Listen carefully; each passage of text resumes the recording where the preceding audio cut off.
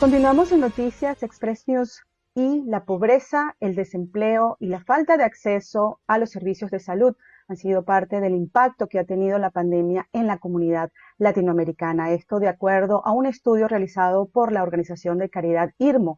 Para tener más detalles sobre este estudio que se ha estado realizando en nuestra comunidad, tenemos en la línea con nosotros a Lucía Vinzón. Ella es la directora de esta organización, a quien pues le damos las buenas tardes y la saludamos. ¿Cómo estás, Lucía? Gracias por estar con nosotros.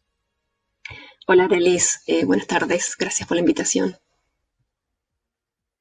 Lucía, hemos estado pues sorprendidos con los resultados de esta investigación, pero sin embargo, pues ya veíamos que esta situación se podría estar presentando debido a todo lo que ha generado la pandemia, al cierre de las instituciones, al cierre de trabajos. Cuéntanos un poco de los resultados que ustedes obtuvieron a través de este estudio en la comunidad latinoamericana.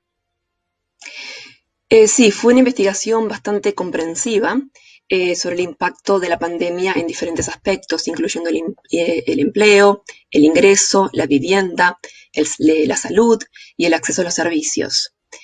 Algunos resultados principales que encontró la investigación indican que la mitad de los latinoamericanos no están trabajando como resultado de la pandemia. También la mitad está teniendo dificultades financieras. Por ejemplo, un 60% está teniendo dificultades para pagar el alquiler y un 30% para pagar la comida. Otro dato importante es que el 14% no está registrado en el GP o el médico de cabecera. Por lo tanto, no puede tener acceso a servicios de salud y potencialmente a la vacuna contra el coronavirus. Lucía, el gobierno pues ha señalado en varias oportunidades que está haciendo esfuerzos para proteger los empleos, para proteger a las familias de menores recursos, ha establecido esquemas pues como el de retención, justamente retención de empleos. ¿La comunidad latinoamericana ha tenido acceso a esos apoyos que han encontrado ustedes en esta investigación? Eh, Bueno, lamentablemente, como mencioné, el 49% no está trabajando como resultado de la pandemia. Esto incluye un 35% que fue despedido de su empleo y un 14% que no puede trabajar por otras razones, como por ejemplo por enfermedad o por tener menores a cargo. El punto es que un gran porcentaje de la comunidad, un 77%, no puede trabajar desde casa debido a la naturaleza de su trabajo. Y están habiendo muchos problemas de abuso y vulneración de los derechos laborales. Muchas personas no pudieron acceder a este furlough o esquema estatal que paga el 80% de los ingresos a los que no pueden trabajar. Y de los que pudieron acceder, en muchos casos fueron registrados en el esquema por un número menor de horas al que normalmente trabajan. De acuerdo también a ese estudio que ustedes realizaron, pues las personas que están en estas circunstancias, en desempleo, ¿cómo están haciendo para sobrevivir? Porque también pues hemos visto que las organizaciones como ustedes se han visto abrumadas con tanta demanda y con tantos casos de personas que están pasándola muy difícil. Sí, sí, sí, la verdad que es una situación muy fuerte. Eh, o sea, hay una red, por suerte hay una red de organizaciones trabajando en el tema. Desde IRMO ofrecemos distintos servicios para los que están siendo afectados por la pandemia, ya sea que hayan perdido el trabajo o estén teniendo problemas para pagar la renta o para acceder a comida o para acceder a los servicios de salud, para registrarse con el médico. Y también tenemos una gran red de organizaciones a las que, digamos, de acuerdo al caso y a la situación, eh, se refiere a la persona para darle un apoyo de manera, digamos, comprensiva, de acuerdo a las necesidades específicas de cada persona. Y ha sido un trabajo mancomunado entre diferentes organizaciones para tratar de llevar un poco de alivio a estas familias. Otro de los puntos de esta investigación tiene que ver con el acceso a la salud. De hecho, tú en otras ocasiones has manifestado la preocupación por estas cifras. ¿A qué se debe que las personas no se registren en el GP? ¿Son situaciones de discriminación, limitaciones por el idioma? ¿Por qué estas personas, este importante porcentaje, no se ha registrado aquí en el Reino Unido? Sí, como mencionaba, un 14% no está registrado en el GP, un médico de cabecera, y de momento para ser invitado a recibir la vacuna del coronavirus uno tiene que estar registrado en el médico. Entonces, estas personas no registradas corren el riesgo de no acceder a la vacuna. La falta de acceso a los servicios de salud se deben por muchas razones. La barrera de idioma es una de ellas, la falta de conocimiento de cómo hacerlo, de cómo hacer este trámite o de que uno tiene que registrarse antes de estar enfermo para poder acceder a los servicios de salud. También el temor a que se comparta la información con la Oficina de Inmigración. Y muchos hemos visto también recientemente o en los últimos años una actitud hostil en los centros de salud hacia los migrantes y, por ejemplo, no ofrecen los servicios de traducción que hay disponibles.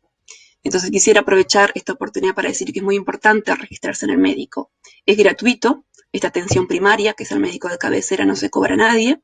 Hay servicios de traducción disponibles que deben ser requeridos cuando son necesarios y no se chequea la situación inmigratoria de las personas al momento de registrarse en en el médico. Y si cualquier persona necesita ayuda en este tema, nos puede contactar a Irmo.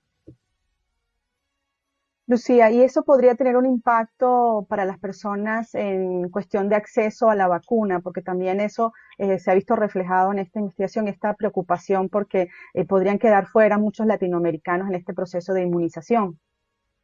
Sí, tal cual. De momento, para ser invitado a la vacuna, uno tiene que estar primero registrado. Entonces, este es un tema que estamos trabajando con las autoridades locales y de Londres para asegurar el acceso seguro a la vacuna, independientemente de tener desde la situación inmigratoria o de tener una prueba de dirección o de tener un documento, que esto sea, que el acceso a la vacuna sea seguro para todos. Otro de los puntos que también pues están ahí reflejados en la situación que están enfrentando ahorita los latinoamericanos es que cerca de un 60% ha tenido dificultades para pagar la renta, el alquiler de la vivienda donde están. ¿Cuál ha sido la situación para estas personas? ¿En qué condiciones podrían estar al momento de no poder cubrir este gasto porque precisamente porque quedaron sin empleo o por otras adversidades? Sí, ese es otro punto muy importante, la situación de vivienda. Sí, un gran porcentaje en este momento no puede pagar el alquiler y por lo que se está intentando hacer negociaciones con el, digamos, con el dueño de la vivienda. Entonces, esa es algo también en lo que apoyamos a Irma, las personas, digamos, si quieren renegociar el pago del alquiler, digamos, también podemos apoyarlo en eso. Y de momento hay una prohibición digamos, a que las personas sean desalojadas por no poder pagar el alquiler por el tema, digamos, si fueron afectados por la pandemia. Pero sin embargo, hemos tenido casos en los que no se ha respetado esta prohibición y hay personas que han sido desalojadas de su vivienda por no poder pagar el alquiler. Entonces también este tipo de casos es algo en lo que también apoyamos desde IRMO. Seguramente con estos estudios y también a través del trabajo que ustedes han estado realizando y la experiencia que tienen en contacto con la comunidad, pueden manejar alguna cifra del número de personas latinoamericanas en Londres, la proporción en comparación a otras comunidades. ¿Qué información podemos dar al respecto? ¿Qué datos tenemos sobre, pues, de cuántos somos aquí en Londres? Sí, lamentablemente no hay datos oficiales sobre el tamaño de la comunidad, pero hay estimaciones realizadas por investigadores. La última estimación se realizó en el año 2016 por la Universidad Queen Mary y estimó que había aproximadamente medio millón de latinoamericanos en el Reino Unido y la mitad de ellos, 250.000, en Londres. Pero sabemos también que la comunidad ha crecido mucho recientemente y que los números actuales son seguramente bastante mayores que esos. Es una de las organizaciones que más ha crecido en los últimos años. Y sabemos que hay varias zonas de Londres, como Lambeth y Southwark, el español y el portugués son las lenguas más habladas después del inglés. El trabajo que ustedes han hecho pues ha sido fundamental, especialmente en esta etapa tan dura y que por supuesto las personas de menores recursos han sido las más afectadas. ¿Qué ocurre ahora con este trabajo que ustedes han hecho? ¿A qué instancia podrá presentar esto? Y si podría ayudar a, pues, a ese reconocimiento que tanto se busca de los latinoamericanos. Sí, hicimos este estudio principalmente por esto, por esta falta de datos oficiales de cómo la pandemia estaba afectando a la comunidad y para poder hacer recomendaciones, digamos, a las autoridades, ya sean locales, de Londres, nacionales, sobre cómo hacer frente a esto. Y uno de los principales puntos que resaltamos es el reconocimiento de la comunidad latina y la inclusión de la categoría Latinoamérica en los formularios de monitoreo, que no existe de momento en todo, digamos, en todo Londres o en todo Inglaterra. Esto aseguraría que datos oficiales sobre el impacto de la pandemia en la comunidad y por lo tanto se pueden poner las herramientas en marcha para hacer frente a esta situación. También que los servicios son inclusivos y que la comunidad accede a estos servicios y también que hay representación de la comunidad a la hora de la toma de las decisiones. También otra de las recomendaciones que hacemos desde esta investigación es que se monitoree el acceso a la vacuna y que se asegure que todos pueden acceder a esta vacuna de manera segura. Y otro punto importante es que la información oficial sea traducida al español y portugués y que haya intérpretes y traductores disponibles en los servicios para asegurarnos que todas las personas pueden acceder a ellos. Finalmente, Lucía, ustedes han también pues determinado que hay un porcentaje importante de la población que no cuenta con pues dispositivos para utilizar Internet o incluso no tienen el servicio de Internet. Quizás no está incluido, pero ustedes han analizado también ese impacto que pueda tener esta situación, por ejemplo, a los niños que están viendo clases desde su casa. ¿Qué tanto acceso han tenido los jóvenes latinoamericanos a este sistema que ha implementado el gobierno para evitar pues la propagación del virus en las escuelas? ¿Han tenido que permanecer en casa? Sí, la barrera tecnológica es otro punto importante para acceder a los servicios. Y la investigación encontró que el 40% no tiene internet en casa y un 15% no tiene computadora o teléfono con internet. Esto obviamente dificulta enormemente el acceso a todos los servicios que son hoy en día de manera remota y al acceso a las tareas escolares de los jóvenes y los niños y las niñas. Entonces sí, es un tema que está afectando mucho, digamos, a las familias, o por ahí en muchos casos hay un solo dispositivo, un solo teléfono, una sola computadora, tablet que tiene que ser compartida entre las diferentes personas para el acceso básicamente a todo en este momento, digamos, a todos los servicios y a la educación de los niños, niñas y jóvenes. Ahora, finalmente, ¿cuáles han sido, digamos, las respuestas por parte del gobierno a instituciones como ustedes? ¿Han contado con mayores recursos en esta situación o han tenido ustedes que hacer pues un esfuerzo mayor para tratar de atender a las personas según sus necesidades? Bueno, la demanda de IRMO, por ejemplo, ha aumentado muchísimo en los últimos meses, desde el comienzo de la pandemia, y hemos tenido la suerte de poder expandir todos nuestros servicios para responder en gran parte a esta demanda y creando nuevos servicios.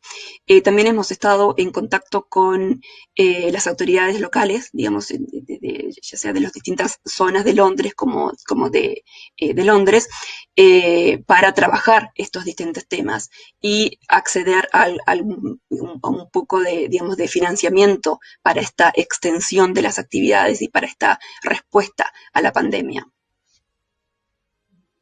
Bueno, muchísimas gracias, Lucía, por participar hoy en nuestro programa, por contarnos también de la situación que enfrentan los latinoamericanos aquí en Londres y la importancia de ese registro, como decías tú, del GP para poder tener acceso a la vacuna. Eso es parte quizás de informaciones que las personas, pues muchos de ellos todavía no tienen acceso a este tipo de información, así que reflejar en qué situación estamos nosotros ahorita es una contribución importante, especialmente para poner en evidencia digamos, el impacto que hemos tenido en esta crisis. Así que muchas gracias por esta investigación también y que esperemos que sean aceptadas las recomendaciones que ustedes han planteado. Muchas gracias, Arely.